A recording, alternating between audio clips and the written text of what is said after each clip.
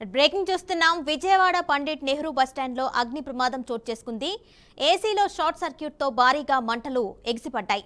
Fire సిబ్బందికి స్థానికులు సమాచారం ఇవ్వడంతో ఘటనా స్థలానికి చేరుకున్న ఫైర్ సిబ్బంది మంటలను అదుపు చేశారు. దీంతో పెద్ద ప్రమాదం తప్పింది.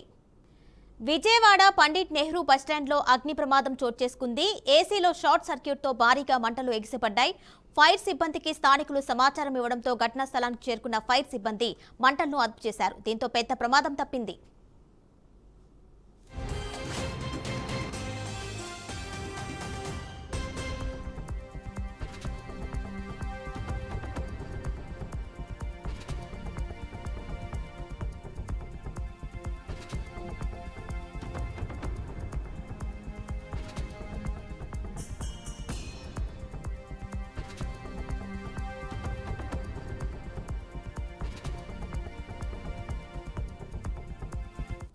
మరో బ్రేకింగ్ చూస్తున్నాం. హైదరాబాద్ లో మల్టీ లెవెల్ మార్కెటింగ్ మోసం కేసు వెలుగులోకి రావడంతో కలకలం రేగింది. మీర్ చౌక్ పోలీస్ స్టేషన్ పరిధిలో నమోదైన ఈ కేసులో హర్యానా రాష్ట్రం గురుగ్రామ్ కు చెందిన హరీష్ కుమార్ సింగ్లాను పోలీసులు అరెస్ట్ చేశారు. కిరణ్ ఖరే ఆధ్వర్యంలో దర్యాప్తు జరిపిన అధికారులు forever living imports private limited లో పనిచేస్తున్న నిందితుడు డిజిటల్ మార్కెటింగ్ స్కీమ్ పేరుతో అమాయకుల్ని వలలో వేసినట్లుగా గుర్తించారు.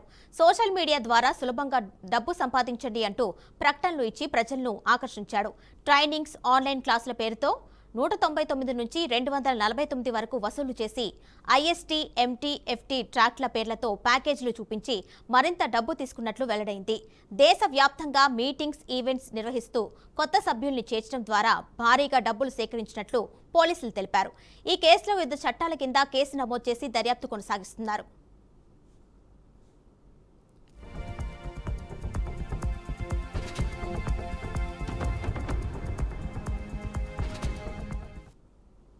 లివింగ్ ప్రొడక్ట్స్ గురించి ఫ్రాడ్ జరిగింది. ఆ గురించి ఇది ప్రెస్ మీట్ పిలవడం జరిగింది. దాంట్లో ఒక సక్సెస్ఫుల్ గా పోలీస్ సైడ్ నుంచి ఆపరేషన్ చేసి మేజర్ అక్యూజ్ కి ఇక్కడ అరెస్ట్ చేయడం జరిగింది. అతని పేరు ఉంది Harish Kumar Singla. Is 61 year old. ఆయన కంట్రీ సేల్స్ మేనేజర్ ఉన్నాడు. Is from Gurugram. సో దాంట్లో మన పోలీస్ సైడ్ నుంచి మిర్చోక్ లో అండర్ క్రైమ్ నంబర్ 62/2026 లో ఇది కేసు రిజిస్టర్ చేయడం జరిగింది. ఆ విషయంలో ఇది పోలీస్ సైడ్ నుంచి చీటింగ్ సెక్షన్స్ కూడా పెట్టడం జరిగింది. As well as Telangana protection of depositors of financial establishment act, price sheets and money circulation scheme act, as well as IT sections కూడా దాంట్లో పెట్టడం జరిగింది. సో ఈ విషయంలో ఈ మల్టీ లెవెల్ ఫ్రాడలెంట్ స్కీమ్ లో ఫారెన్ లివింగ్ ప్రొడక్ట్స్ లో ఒక మోడస్ ఆపరెండి చెప్పడానికి ఉంటే they use to collect 199 rupees, 250 rupees, 299 rupees for the admission and registration fees. So చాలా మంది ఇది రిక్రూట్మెంట్ కోసం ఎక్కువ ఫోకస్ చేయడం జరిగింది. స్పెసిఫిక్ గా కొత్త మెంబర్స్ కి రిక్రూట్మెంట్ చేసి వారికి ఈ ప్రొడక్ట్స్ సేల్ చేయడానికి ప్లాన్ చేయడం జరిగింది. So as well as commission base పైన ఎక్కువ మనీ వస్తుంది, ఈజీగా మనీ వస్తుంది, అది ఫాల్స్ ప్రామిసెస్ కూడా చెప్పడం జరిగింది. దాంట్లో మేజర్ గా అన్ని మెట్రో సిటీస్ లో, Tier 2 సిటీస్ లో కూడా ఇది టార్గెట్ చేయడం జరిగింది. మన హైదరాబాద్ లో as well as Nalgonda, Warangal, even small district లో కూడా ఇది చేయడం జరిగింది. ఈ విషయంలో ఇది డిఫరెంట్ ప్యాకేజెస్ లో ఇది చేయడం జరిగింది. లైక్ ఈ ఫారెవర్ లివింగ్. మరో బ్రేకింగ్ చూస్తున్నాం. ప్రకాశం జిల్లా అద్దంకి మండలం చక్రాయపాలెం గ్రామ సమీపంలో జరిగిన రోడ్డు ప్రమాదం తీవ్ర విషాదాన్ని మిగిల్చింది. గ్రామానికి చెందిన దమ్ము చిన్నబాబు, అతని కుమారుడు రేవంత్ శాంతినగర్లో బ్రహ్మంగారి గుడి వద్ద జరుగుతున్న ఆరాధన కార్యక్రమానికి వెళ్తూ ఉండగా ఈ ప్రమాదం జరిగింది. రోడ్డు పక్కన ఆగి ఉన్న లారీలను ఢీకొనడంతో ఇద్దరు అక్కడికక్కడే ప్రాణాలు కోల్పోయారు. సమాచారం అందుకున్న పోలీసులు వెంటనే ఘటనా స్థలానికి చేరుకుని కేసు నమోదు చేసి దర్యాప్తు ప్రారంభించారు. మృతదేహాలను పోస్టుమార్టం నిమిత్తం అద్దంకి ప్రభుత్వ ఆసుపత్రికి తరలించారు. గ్రామంలో ఈ ఘటనతో విషాద ఛాయలు అలుముకున్నాయి.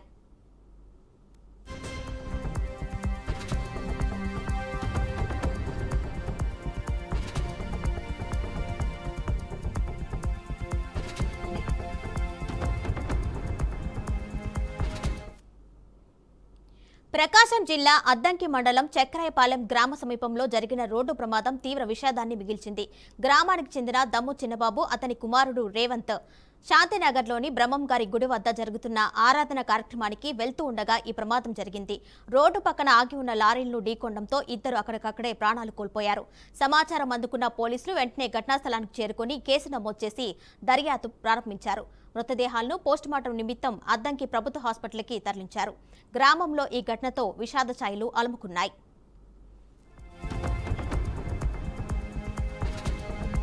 మరో బ్రేకింగ్ చూస్తున్నాం. నల్గొండ జిల్లాలో దారుణ ఘటన చోటు చేసుకుంది. హైదరాబాద్ రోడ్లో పల్లె వెలుగు బస్సు ఆపలేదు అన్న కారణంతో ఆర్టీసీ డ్రైవర్ రామ్ కుమార్ పై కొందరు వ్యక్తులు అమానుషంగా దాడికి పాల్పడ్డారు.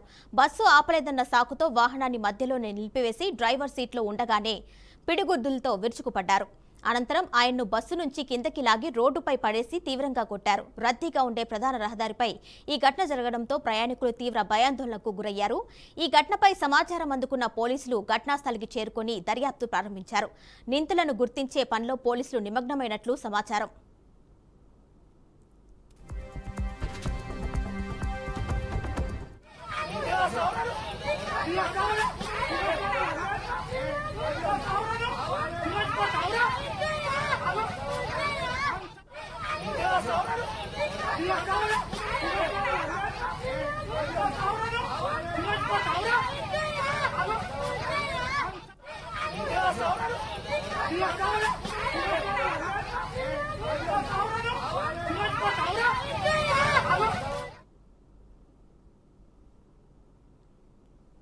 రాజన్న సిరిసిల్ల జిల్లాలో జనగణన 2027లో భాగంగా స్వీయగణన జిల్లా సమీకృత కార్యాలయాల సముదాయం జిల్లా కలెక్టర్ గరిమా అగ్రవాల్ సమావేశం నిర్వహించారు.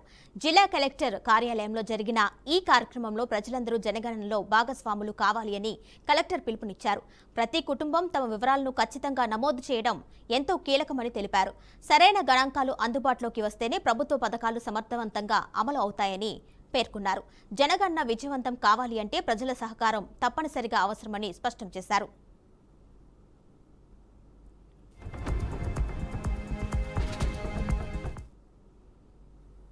ఇవాళ 26 ఏప్రిల్ నుంచి సెన్సస్ ఆఫ్ ఇండియా ద్వారా సెల్ఫ్ ఎన్యూమరేషన్ స్టార్ట్ అవుతుంది. 26 ఏప్రిల్ నుంచి 10th ఆఫ్ మే వరకు ఈ సెల్ఫ్ ఎన్యూమరేషన్ ప్రాసెస్ యాక్టివేటెడ్గా ఉంటుంది. ఈ సెల్ఫ్ ఎన్యూమరేషన్ se.census.gov.in పోర్టల్లో ఎవరైనా సెల్ఫ్ ఎన్యూమరేషన్ చేయవచ్చు. ఇవాళ మన జిల్లాలో నేను కూడా సెల్ఫ్ ఎన్యూమరేట్ చేసేసాను. This is the screen shot that we have got. Census గురించి మాట్లాడాలి అంటే ఇది ఒకటి స్టాచ్యుటరీ ప్రక్రియ. మన కొరకు ఇది సెన్సస్ ఇంకా ఒక స్పెషల్ సెన్సస్. ఎందుకంటే మన తెలంగాణ ఫామ్ అయిన అప్పటి నుంచి ఇది ఫస్ట్ సెన్సస్. ప్రత్యేకంగా మొత్తం భారతదేశంలో డిజిటల్ రూపంలో చేస్తున్న ఫస్ట్ సెన్సస్. సెల్ఫ్ ఎన్యూమరేషన్ కూడా ఇప్పటి వరకు ఒక ఫస్ట్ టైం ఇంట్రడ్యూస్ అవుతున్న ప్రాసెస్. ఈ సెల్ఫ్ ఎన్యూమరేషన్ ప్రాసెస్ ఎందుకు ఇంపార్టెంట్ అంటే ఎవరైనా సెల్ఫ్తో ఎన్యూమరేట్ చేస్తే ఆ డేటాకి యాక్యురసీ ఇంకా కరెక్ట్గా ఉంటుంది. ఎందుకంటే మనకు మన ఇల్లు గురించి ఎగ్జాక్ట్గా కరెక్ట్గా ఇన్ఫర్మేషన్ ఉంటుంది. సో అప్పుడు మనము ఎలాంటి ఎర్రర్ చేయలేము. సెకండ్ వచ్చేసి ప్రైవసీ. మనము ఏం డేటా పెడుతున్నాము మన మాత్రకి లిమిటెడ్ ఉంటుంది, except for the enumerator who will come and confirm. And third వచ్చేసి ఈ ప్రాసెస్ మనం చేస్తే మనకి ఫార్మల్గా ఎన్యూమరేషన్ మరియు సూపర్వైజర్స్ ద్వారా ప్రాసెస్ స్టార్ట్ అయిన అప్పుడు వాళ్ళకి వర్క్ లోడ్ కూడా కొంతవరకు తగ్గిపోతుంది. కామారెడ్డి మున్సిపల్ పరిధిలో దారుణం చోటు చేసుకుంది. తాళి కట్టి 7 అడుగులు నడిచిన భర్తను భార్య అత్యంత కిరాతకంగా హత్య చేసింది. భర్త కోదండం శివాజీని అతని భార్య కోదండం లక్ష్మి కొడవలతో మెడపై నరకడంతో అతడు అక్కడికక్కడే మృతి చెందాడు. ఈ ఘటనతో బెంబేలెత్తిన స్థానికులు పోలీసులకు సమాచారం అందించారు. ఘటనా స్థలానికి చేరుకున్న పోలీసులు కేసు నమోదు చేసి హత్యకు గల కారణాలపై విచారణ చేపడుతున్నారు.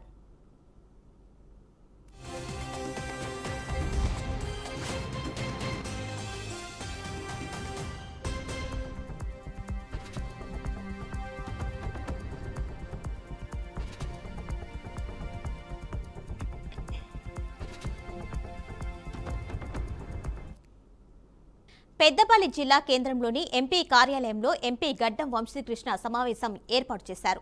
ఈ సందర్భంగా ఎంపీ గడ్డం వంశీ మాట్లాడుతూ తెలంగాణ రాష్ట్రంలో కవిత ఏర్పాటు చేసిన కొత్త పార్టీతో కాంగ్రెస్ పార్టీకి ఎలాంటి నష్టం లేదని, బీఆర్ఎస్ అయినా టీఆర్ఎస్ అయినా ఒకటే అన్నారు. ఆర్టీసీ కార్మికుల కొరకు కాంగ్రెస్ ప్రభుత్వం తరపున మంత్రులు వివేక్ వెంకటస్వామి, పొన్నం ప్రభాకర్లు అనేక అంశాలపై చర్చించి మంచి నిర్ణయాలు తీసుకుంటున్నామన్నారు. ప్రజాప్రభుత్వం కార్మికులకు ఎలాంటి ఇబ్బందులు తలెత్తకుండా చూసుకుంటుందని స్పష్టం చేశారు. యాక్చువల్లీ ఇది కంప్లీట్లీ ట్విట్టర్ టిల్లు కేటీఆర్ గారి మిస్ మేనేజ్మెంట్. ఆయన ఇంట్లో సమస్యలు మంచిగా చూసుకోలేక బయట దాకా తీసుకొచ్చి ఇంత పెద్ద పంచాయతీ అయింది. కేవలము కవిత గారు ఏదైతే ఎక్స్పెక్ట్ చేస్తుండేనో రెస్పెక్ట్ అని చెప్పి ఏదైతే ఆమె అంశాలు ఉన్నాయో అది ఇంట్లో కూర్చొని మాట్లాడుకోవాల్సిన విషయాలు. కానీ కేటీఆర్ గారి అహంకారం వల్ల కొడుకు తుగ్లక్ లెక్కనే ఉంటాడని చెప్పి ఆయన నిరూపించుకుంటున్నాడు. కేవలము ఆయన సీఎం కుర్చీలో కూర్చోాలని చెప్పి అనేక ప్రయత్నాలలో ఇది కూడా ఒక బై ప్రోడక్ట్. దీన్ని పెద్ద సీరియస్ గా తీసుకోవాలని నేను అనుకుంటలేను. ఎందుకంటే బీఆర్ఎస్ అయినా టీఆర్ఎస్ అయినా బ్రెయిన్ లేదన్నా తెలివి లేదన్నా ఒకటే అని చెప్పి వీళ్ళు నిరూపించుకుంటున్నారు. ముఖ్యమైన అంశం మనం ఈరోజు మాట్లాడాల్సింది ఏంటంటే ఆర్టీసీ కార్మికుల కోసము కాంగ్రెస్ పార్టీ ఏదైతే నిర్ణయాలు తీసుకుంటుందో మీరు చూసినారు. గతంలో టిఆర్ఎస్ హయాంలో కూడా దాదాపు 50 రోజుల పైగా ఆర్టీసీ కార్మికులు ఇబ్బంది పడి స్ట్రైక్ చేసినప్పుడు కూడా వారి ఇబ్బందులు ఏంది, వాళ్ళ కష్టాలు ఏంది అని చెప్పి కనీసం తెలుసుకునే ప్రయత్నం కూడా చేయని కేసీఆర్ గారు, టిఆర్ఎస్ పార్టీ ఇప్పుడు వాళ్ళని టిఆర్ఎస్ అనాలను బీఆర్ఎస్ అనాలను కూడా పెద్ద కన్ఫ్యూజన్ చేసి పెట్టింది. కానీ ఆ పేరు లేని పని చేయని పార్టీ ఈ రోజు మాట్లాడుతున్నారు. కాంగ్రెస్ పార్టీ కార్మికుల వైపు ఉంటది. గతంలో కాకా వెంకటస్వామి గారు ఎట్లయితే కార్మికుల కోసం అండదండగా ఎప్పుడు పోరాడుతూనే ఉన్నాను. యాక్చువల్లీ ఇది కంప్లీట్లీ ట్విట్టర్ టిల్లు కేటీఆర్ గారి మిస్ మేనేజ్. మంచిర్యాల కార్పొరేషన్ పరిధిలోని నస్పూర్ చెరువు ఆక్రమణ అంశం తీవ్ర వివాదానికి దారితీస్తుంది. 144.16 ఎకరాల విస్తీర్ణంలో ఉన్న ఈ చెరువులో భాగమైన కట్టను ఆక్రమణదారులు యథేచ్ఛగా తొలగించడంతో స్థానికంగా కలకలం రేగింది. ఇప్పటికే చెరువు చుట్టూ స్థిరాస్తి వ్యాపారులు వెంచర్లు ఏర్పాటు చేయడంతో సహజ నీటి ప్రవాహం దెబ్బతిన్నట్లు ఆరోపణలు ఉన్నాయి. లోతట్టు ప్రాంతాలకు చేరాల్సిన నీరు ఆగిపోవడంతో పాటు ఎత్తుగా మట్టి పోసి చెరువు సహజ రూపాన్ని మార్చినట్లు స్థానికులు చెబుతున్నారు. తాజాగా గ్రీన్ సిటీ వైపు ఉన్న చెరువు కట్టను కూడా చదును చేయడంతో భారీ వర్షాలు కురిసిన సందర్భంలో సమీప కాలనీలు జలమయమయ్యే ప్రమాదం ఉందని ఆందోళన వ్యక్తమవుతుంది. ప్రభుత్వ భూమి, చెరువు, శిఖం, బఫర్ జోన్ నిబంధనలు పక్కన పెట్టి జరుగుతున్న ఈ ఆక్రమణలు పెద్ద స్థాయిలో భూ కబ్జా వ్యవహారంగా మారుతున్నాయన్న ఆరోపణలు వినిపిస్తున్నాయి.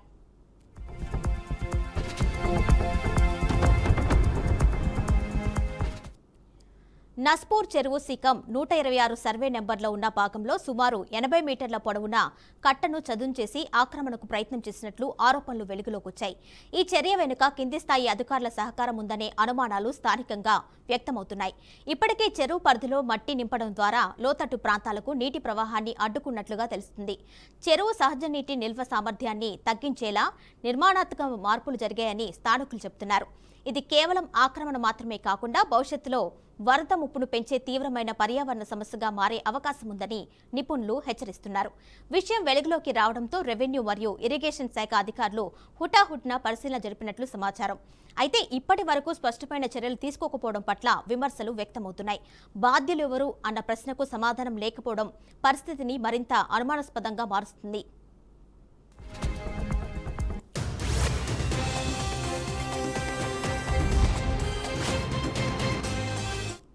మంచిర్యాల జిల్లా కేంద్రంగా అభివృద్ధి చెందడం, నస్పూర్ ప్రాంతం నగరపాలిక పరిధిలోకి రావడంతో ఇక్కడ భూముల ధరలు భారీగా పెరిగాయి. ఈ నేపథ్యంలోనే ప్రభుత్వ భూములు, చెరువు పరిధులు, బఫర్ జోన్లు లక్ష్యంగా భూ కబ్జాలు పెరుగుతున్నాయన్న ఆరోపణలు బలపడుతున్నాయి. స్థానికుల అభిప్రాయం ప్రకారం నిర్మాణాలకు ముందే అనుమతులు నిరాకరించాల్సిన అధికారులు మౌనంగా ఉండటం అనుమానాలకు దారితీస్తుంది. మామూలు వ్యవస్థ కారణంగానే చర్యలు ఆలస్యం అవుతున్నాయన్న విమర్శలు బహిరంగంగా వినిపిస్తున్నాయి. ఈ కబ్జాల వెనుక బడా స్థాయి భూ వ్యాపారులు హస్తం ఉందని, అందుకే అధికారులు చూసి చూడనట్టుగా వ్యవహరిస్తున్నారనే ఆరోపణలు బలంగా వినిపిస్తున్నాయి. ఇప్పటికే చెరువు కట్టును చదును చేసి భవిష్యత్తులో దాదాపు 10 గుంటలకు పైగా భూమిని ఆక్రమించి విక్రయించాలన్న ప్రణాళికలు ఉన్నాయని స్థానిక వర్గాలు చెబుతున్నాయి. ఇదే కొనసాగితే చెరువు పూర్తిగా తన సహజ రూపాన్ని కోల్పోయి వరద నియంత్రణ వ్యవస్థ దెబ్బతినే ప్రమాదం ఉందని పర్యావరణ నిపుణులు హెచ్చరిస్తున్నారు. సమగ్ర విచారణతో పాటు తక్షణ భూపరిరక్షణ చర్యలు అవసరమని ప్రజలు డిమాండ్ చేస్తున్నారు. ఈ యొక్క కార్పొరేషన్ చుట్టూ ఇటు శ్రీరాంపూర్, మంచిర్యాల ఈ రెండు ప్రాంతాలు కలుపుకుంటే దాదాపు ఒక 10 చెరువులు మొత్తం ఈ యొక్క నగరాన్ని ఆనుకున్నటువంటి పరిస్థితిలో చాలా అద్భుతమైనటువంటి పట్టణంగా ఈ మంచిర్యాల పట్టణం ఉన్నది. ఈ పట్టణానికి సంబంధించి దినదినాభివృద్ధి చెందుతున్నటువంటి సందర్భంలో ఇటు వాణిజ్యపరంగా కావచ్చు, విద్యాపరంగా, వైద్యం పరంగా అన్ని రకాలుగా మళ్ళీ అది కొత్తగా జిల్లా ఏర్పాటు అవ్వడం వల్ల కూడా ఇక్కడ భూములకు చాలా డిమాండ్ వచ్చింది. డిమాండ్ రావడంతో ఈ ప్రాంతంలో ఉన్నటువంటి చెరువుల మీద ఇవాళ ఇక్కడ ఉన్నటువంటి రియల్ ఎస్టేట్ మాఫియాతో పాటు రెవెన్యూ అధికారులు, ఈ ఇరిగేషన్ అధికారులు ముగ్గురు కూడా ములాఖత్ అయిపోయి ఈ చెరువులకు సంబంధించినటువంటి భూములను పెద్ద ఎత్తున కబ్జాలకు గురి చేస్తున్నారు. చెరువులను మాయం చేసేటువంటి పరిస్థితి ఇప్పటికే ఒక 2 చెరువులు ఇప్పటికే ఈ కార్పొరేషన్లో మాయమైపోయినాయి. దాని పూర్తి బాధ్యత జిల్లా కలెక్టర్ మరియు రెవెన్యూ అధికారులతో పాటు ఈ ఇరిగేషన్ శాఖకు సంబంధించినటువంటి ఇంజనీర్ల పూర్తి శాఖ బాధ్యత వహించాలి. కేంద్రం ఓ పక్క ఎంకరేజ్ చేస్తూ ఈ రాష్ట్రం రూపాయి ఖర్చు పెట్టకుండా కేంద్ర ప్రభుత్వం కోట్ల రూపాయలు ఇస్తే కింద పోయేసరికి క్షేత్రస్థాయికి పోయేసరికి ఆ నస్పూర్ చెరువు మొత్తం కూడా ఎక్కడికక్కడ FTL ఈ శిఖం భూములు మొత్తం కూడా కబ్జాకు గురవుతున్నాయి. కనీసం ఇరిగేషన్ అధికారులు FTL బౌండరీ ఎక్కడి వరకు ఉన్నది, దీని యొక్క శిఖము బఫర్ జోన్ ఎక్కడి వరకు ఉన్నది అనే దాని మీద ఎక్కడ కూడా ఇవాళ ఈ ఇరిగేషన్ అధికారులలో ఎక్కడ కూడా వాళ్ళకు చిత్తశుద్ధి లేదు.